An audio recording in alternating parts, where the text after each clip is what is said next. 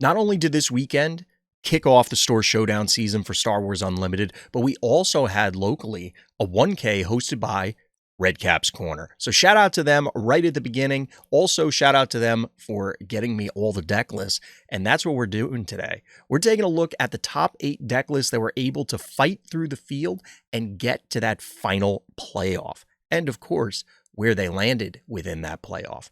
And included in there, got a little bit of a spoiler. I have an interview with the winner. You may want to check that one out as well. Now, before we actually take a look at the lists, this is the quick breakdown. So we ended up with a fairly different variety of decks throughout the entire event, but for the most part, they kind of clustered around a few things. From what I saw just walking around as I was both trying to set up the camera and, of course, play my own games, there were kind of solidified masses, we'll say, of aggro and more late game control. There wasn't a ton of mid-range, so we didn't see, although there were some, there weren't that many Lukes, there weren't that many Turrets, there weren't that many Bobas in general, but we did get a variety of decks within those certain archetypes, and that kind of bore out here in the top 8, with one notable exception. Half the top 8 was aggro. It did get a 3-to-1 split between Sabine and Leia, but really aggro was not just common throughout the event, but it also seemed to be feasting on a variety of different lists that showed up throughout the day. Now, this seemed to be kind of expected coming into the event. We were just coming off not long ago the 5K win with Vader Blue. It was kind of the big boogeyman in the room, and maybe that pushed some number of people to play it, because there were certainly some, but maybe it pushed everybody else into aggro. And then the lack of mid-range meant that there wasn't really too much to fight them except for other aggro. Now, as we go through it, we're going to go from 8th to 1st, so you'll see what actually won out in the end. But it was kind of interesting to see how people decided to play their decks and what that's going to mean for the meta going forward. I've said on many occasions that my weakest area as a player is not necessarily deck building or playing, although I'm certainly not perfect in those. It's about meta predictions. And I always struggle to say, well, hey, this did well at the last event. This is what beats it. Is the local area or the area I'm traveling to going to play the previous best deck? Are they going to play the deck to beat the deck? Or are they going to play the deck that beats the deck that won? And then you get into the classic poker layers discussion. And if you're too far ahead of the metagame, you actually end up punishing yourself because you're preparing for things that aren't showing up or are not really in a great positional spot for this particular day. Here, we'll have to see how this bears out. I know I'm going to a few events at the time of this recording the upcoming weekend, and I'm going to try and make it to all of the showdowns that I can. We'll have to see how the season plays out. But enough of that. Let's talk about the lists themselves. So first up, we're looking at one of the Sabine lists. This is kind of a more classic one. It looks familiar. Here we have, like I said, kind of a classic Sabine list. Notably, the Bright Hopes are in the board. And we do still have U-Wings. Guerrilla Attack Pod is still showing up, as well as Echo Base Defender. These feel like, I don't want to call them remnants because that feels a little too negative, but they do feel like more legacy sort of options for this list. I know for my wife, who also played Sabine on the weekend, and what I've seen from other creators in other areas, that they're kind of moving away from it. Notably, it's also a 3-2-2 split for the Pumps, Metal Ceremony, and then Rebel Assault, as well as Heroic Sacrifice. And we do see some of the newer tech in R2-D2 making an appearance. You have to find room somewhere, and you end up cutting a Fighters for Freedom. I'll be honest, I would rather cut the Echo Base, but I don't know. It trades inefficiently into earlier drops. It also can be a blowout if there was mid-range because somebody traitorous targeting your Echo Base and all of a sudden you're getting 2-for-1 and slows you down an immense amount. Of course, until the Fang Fighters come in from the board. But it can be problematic. I am curious what the third Gorilla Attack Pod was for in the board, whether it came in or not. I would imagine control matchups where you want something heavier. But that might be too slow. Maybe it's for aggro because then you can actually have a larger top end. But it's still slow. I'm not sure. I'd be curious to see what's going on there, although admittedly we've been cutting attack pods, so we'll have to see. Moving on from there, we actually have a red Krennic, a very succinct sideboard, we'll say. I could only presume that some of these choices were collection related, but we do have some synergy here, and it's an idea that I've been thinking about personally in other aspects. And honestly, the more I stare at this list, the closer and closer and closer this is coming to an aggro version of Krennic that I want to try out. I'm not sure if that's actually feasible, given that you only have Death Troopers and Fifth Brother to self-damage, thereby activating Krennic on some of these chunkier units that have bigger butts, like the Scout Bike, like your Stormtroopers, well, the Red Stormtrooper anyway, the Snow Trooper. It allows you to push a little bit of extra damage, and then, of course, you have grit on your Sentinel over here. There's a few different things that there are to appreciate in this deck. There's, of course, the Imperial synergy to a degree. Well, actually, there really aren't. There's not that many things that care about Imperials as I say that. It's more caring about, well, just being more aggressive, and it just so happens to overlap with a lot of them being Imperials and Troopers. So this is a really cool list. It does feel a little undecided, we'll say, because you have a lot of aggressive elements that could help you control the board early or apply pressure, but then you have late game options like Palpatine and Avenger, and of course Super Laser Blast to be, I guess, a get out of jail free card. I would like to see this a little more streamlined and push the list in the direction of the aggressive side of things. We've already seen tons of blue-red, blue-green. I've even seen blue-yellow lately, where there's a lot of different options as far as trying to set up the late game control. But we haven't seen that much Imperial or even just generally dark side villain aggro outside of, I guess, Boba, which feels like its own thing. Here, you do have the option to try and pressure because of the Krennic, and then, of course, things like Cell Block Guard or Maze here can come down, try and control the ground arena. The Occupier Siege Tank is interesting, as is the Academy Walker. I'd be curious to hear from this person to see how this played out, like what their matchups were throughout the day, because there's a lot of potential here. And like I said, maybe I'm just saying that because I was thinking about a similar idea for a time. But those 5 slots at the bottom there, I feel like could become extra copies of things. And maybe these 5 here in the middle, I'm trying to point in the right way, the Occupier Siege Tank and the Academy Walker, maybe become something else. And this morphs into a more aggressive to mid-range list instead of what feels like a simultaneously aggressive and late game list. Palpatine seems okay. Could clear a path, but this is very interesting. I'm very curious how this played out on the day. Next up, we have Chirrut. I believe this player was my only loss in the Swiss. Spoiler alert, I also top 8'd. We'll get there shortly. But Chirrut caused me some issues because, well, Chirrut does Chirrut things. And one of those things is you can hit yourself with a force throw and one-shot opposing leaders because of redemption, or even possibly Luke, Obi-Wan, or whatever else has to get thrown in there. A lot of the units end up being kind of sticky because they are a little thicker. Of course, Chirrut can ensure that, oh, I get a quote-unquote free action to pseudo pass while also making sure that you can't necessarily remove my guys immediately in combat because things won't just trade. They'll live for a little bit longer, allowing them to then get in on something. Makes the math very, very weird.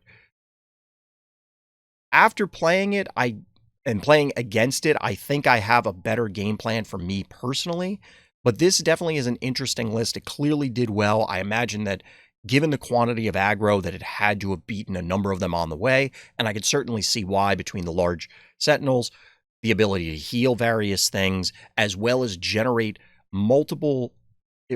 card advantage in multiple different ways, whether it's force throw, allowing you to remove something once you have Chirrut on the board, or of course Luke or Obi-Wan or other units, as well as creating thick bodies through Wing Leader and just getting 2-for-1s here and there, and eventually your opponent is overwhelmed. And of course, Redemption down there at the bottom can allow you to take over the game.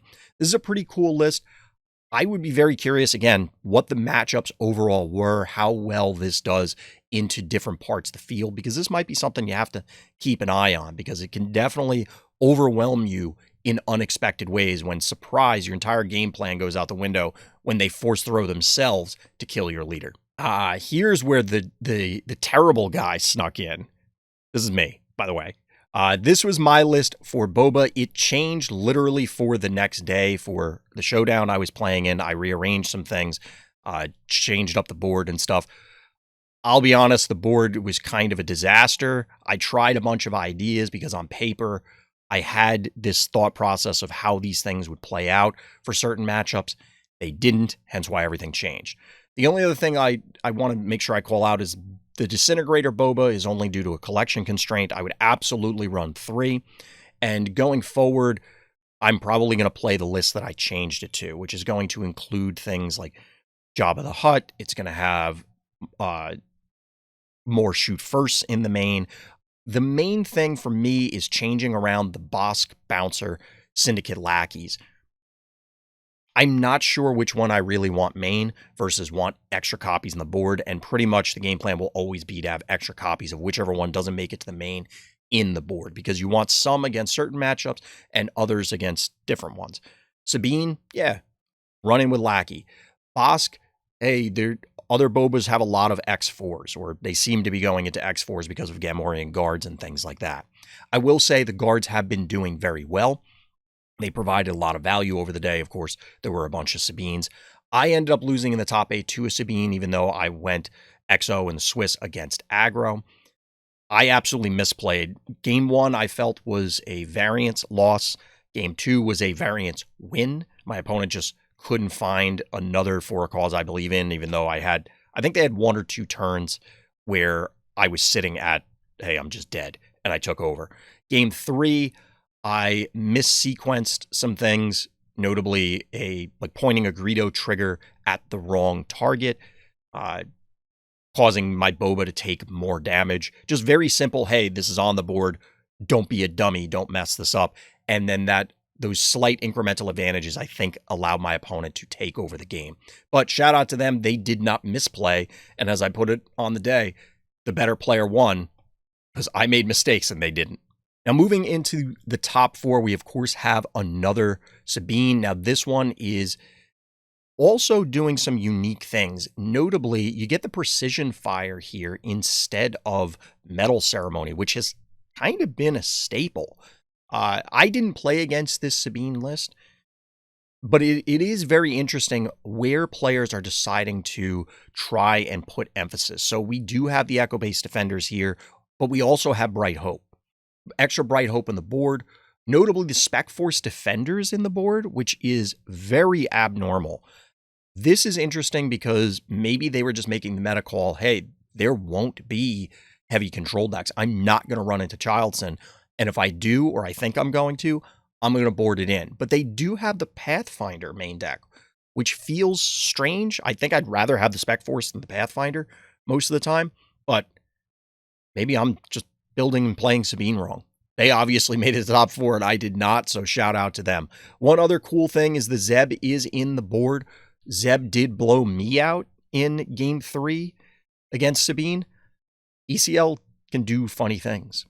So I'm curious to see whether that made a difference in their matches. Our 3rd place finisher is Leia. Now this was, I believe, one of 2 Leias. I think just about everybody was on Sabine. And given the quantity of pseudo mirrors, I'm curious how, again, I know I keep repeating that, but how did they fare? Because there's some unique choices here as well, like the Alliance Dispatcher. Mon Mothma, I guess, is fine. I've been kind of seeing, well, we do have Akbars in there in the main, which clearly could be a mirror breaker. Spec Forces once again in the board. Some very high-end options in both Ewing and Home 1 in the board, but both allow you to rebuild a board post Super Laser Blast, post other board clear. We're also seeing the Guerrilla Attack Pods come back in, and also Partisan Insurgent, I believe, which is something that I do like the idea of. You do get a somewhat stickier body, same reason that people have been playing R2. It's a 1/4. It's very difficult to remove. It can get buffed just through regular play. There's a lot of things to like about this particular list. And I think there's a lot of cool things. Of course, we get the third Akbar on the board. Notably, there's 2 for a cause I believe in the board and 0 in the main. Okay. I mean, there's some very interesting techs in this list, and I have to imagine that even if you're, in this case, not running the 4 cause in the main or even not a full set in the board, your opponent's going to play around it no matter what. So maybe that gives you some advantages. I feel like you got to run them, but what do I know? I didn't get 3rd place in this event, so this is pretty cool. Got to keep it in mind. 2nd place, yet another Sabine. We're looking at a fairly standard list with the exception of, hey, Zeb is in the main.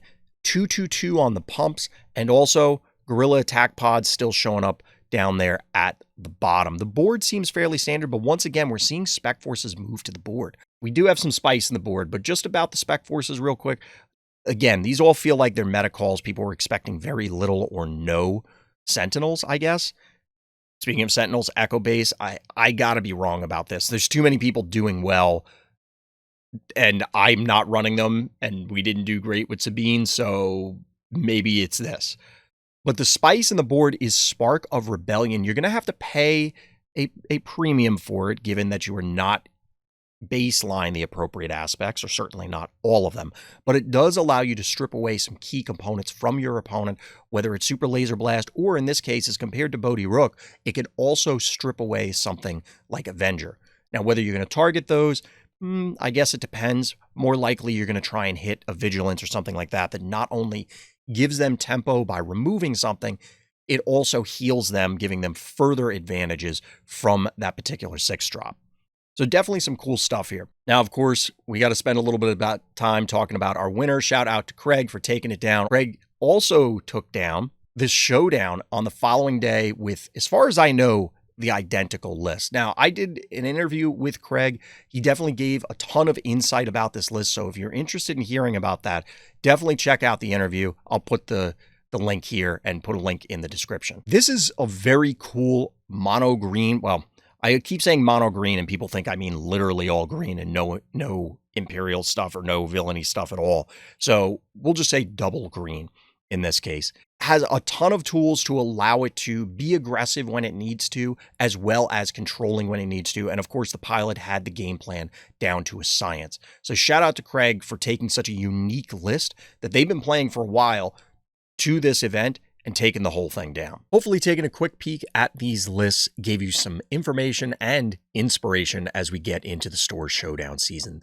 The links for all these lists will be in the description. By the way, you can hit up my Discord and my live Twitch stream if you're looking for more Randoms Thoughts content. But that's going to do it for this time. So as always, everybody, thank you for listening, thank you for watching, and tune in next time for more Randoms Thoughts.